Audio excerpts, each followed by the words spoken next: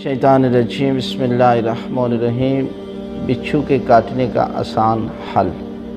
हज़रत इमाम मोहम्मद बाक़र अलैहिस्सलाम से रवायत है कि हज़रत रसूल खुदा सल्लल्लाहु अलैहि वसल्लम हालत नमाज में बिच्छू ने काटा।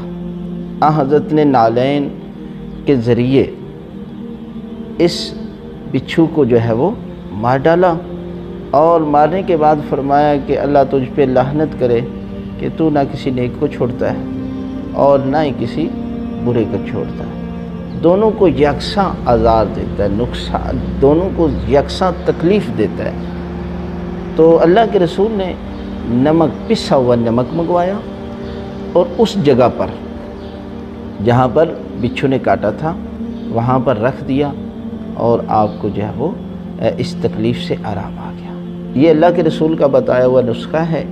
आप भी इस अमल करके देखें और अल्लाह की ज़ात जो है वो आपको भी इस बिच्छू के काटने से जो है वो शफा मिलेगी। और इसलिए हुक्म ये है कि आप ज़्यादा से ज़्यादा आयतुल कुर्सी की तिलावत करें ताकि अल्लाह की ज़ात जो है वो आपको ऐसी तकलीफ़ों से, ऐसी मूज़ी जो जानवर हैं उनके काटने से महफूज रखेगा। ये तरीक़ा अल्लाह के रसूल का बताया हुआ तरीक़ा है। इसी में इंसान की निजात है, इसी में इंसान की जो है वो फलाह और कामयाबी है।